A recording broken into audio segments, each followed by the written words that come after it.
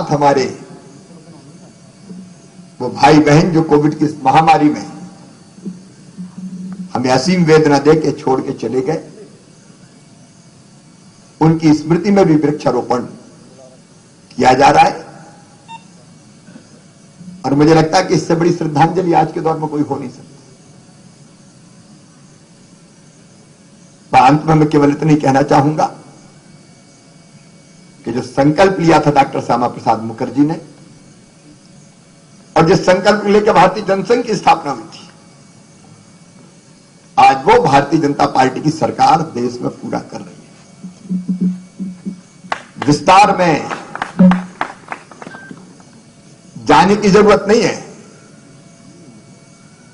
लेकिन आज देखिए भारत सीना तान के पूरी दुनिया में कैसा खड़ा है,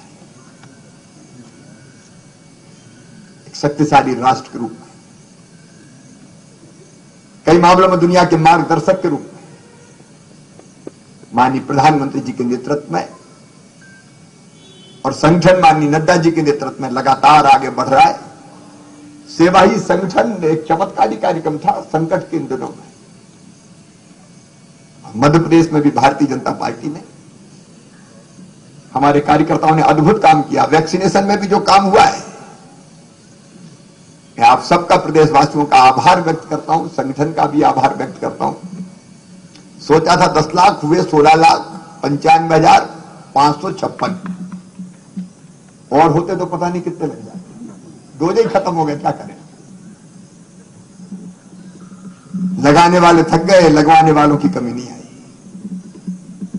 और कोविड से बचाव का वहीं पर महास्त्र। आज मैं अंत में यह अपील जरूर करना चाहूंगा, वायरस अब यह है, परसों जो टेस्ट हुए थे, परसों आए थे हमारे यहां 61 प्रकरण पूरे प्रदेश में, लेकिन कल आए हैं 84, 19 बढ़ गए। तो एक एक का हिसाब रखता हूं और कौन से गली में कौन से मोहल्ले में आया ये भी मुझे रोज पता रहता है। और एक डेल्टा प्लस वेरिएंट है। आज जब मैं कोविड की समीक्षा करूंगा तो पूरी उस विषय पर मैं चर्चा करूंगा, उससे मुकाबला करना है। ये मैं इसलिए चेता रहा हूं कि सावधान रहने की जरूरत है, असावधानी नहीं। इंग्लैंड में, रूस में आज ही आपने पढ़ा होगा, केस तेजी से बढ़ रहे हैं, लेकिन हम देखते हैं मास्क उतर जाता है, मस्ती के मूड में आ जाते हैं फौरन, वो फिर बहुत खतरनाक हो सकता है।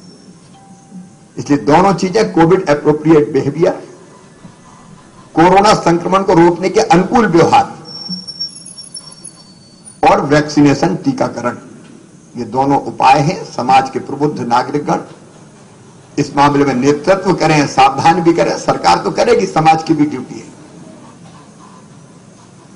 तो मुझे लगता है कि हम तीसरी लहर को आने नहीं देंगे, और आई तो उसका बहुत सफलता के साथ मुकाबला करेंगे। एक बार फिर डॉक्टर साहब के चरणों में प्रणाम करते हुए अपनी वाणी को विराम देता हूं। धन्यवाद।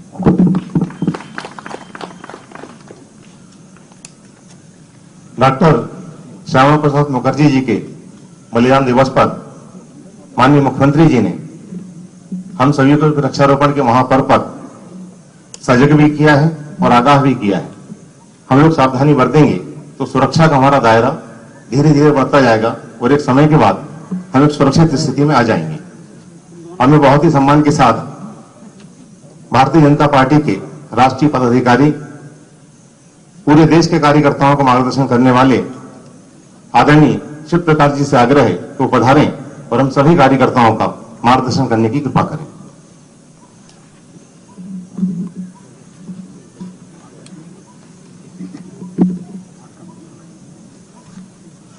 मंच पर उपस्थित भारतीय जनता पार्टी मध्य प्रदेश के यशस्वी प्रदेश अध्यक्ष विष्णुदत्त जी, मध्य प्रदेश का चहुमुखी विकास करने वाले लोकप्रिय मुख्यमंत्री श्रीमान शिवराज सिंह जी, हमारे प्रदेश के सह संगठन मंत्री आदरणीय हितानंद जी, मंच पर उपस्थित भारतीय जनता पार्टी मध्य प्रदेश के प्रदेश पदाधिकारीगण, भोपाल महानगर के हमारे अध्यक्ष, अन्य पदाधिकारीगण, मेरे सम्मुख उपस्थित पूज्य संत, भारतीय जनता पार्टी के कार्यकर्ता बंधु, पत्रकार बंधु, हमारे प्रदेश अध्यक्ष और आदरणीय मुख्यमंत्री जी ने आपके सम्मुख कुछ विषय प्रस्तुत किया है। आज कोई लंबे भाषण की आवश्यकता नहीं है। हम लोगों ने निर्णय किया है कि भारतीय जनसंघ के संस्थापक डॉक्टर श्यामा प्रसाद मुखर्जी की स्मृति में उनके बलिदान से लेकर जन्म दिवस 23 जून से 6 जुलाई देश भर में एक व्यापक वृक्षारोपण का अभियान ले। उसी क्रम में ये आज का कार्यक्रम आप सबके सम्मुख है। डॉक्टर श्यामा प्रसाद मुखर्जी प्रखर विद्वान थे। देश के सबसे कम आयु के वाइस चांसलर थे कलकत्ता विश्वविद्यालय के। नेहरू जी की सरकार के अंदर उद्योग मंत्री रहे।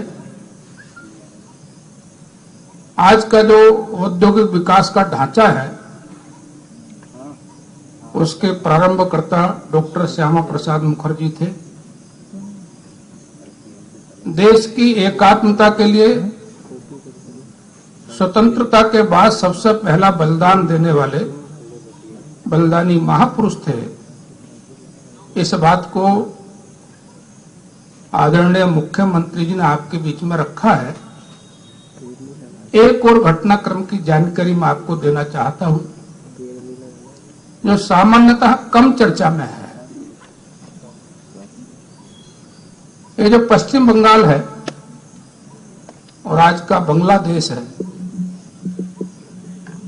उस समय बंगाल प्रेसिडेंसी का हिस्सा था और मुस्लिम लीग ने प्रयास किया था कि संपूर्ण बंगाल ये पाकिस्तान के अंदर चला जाए।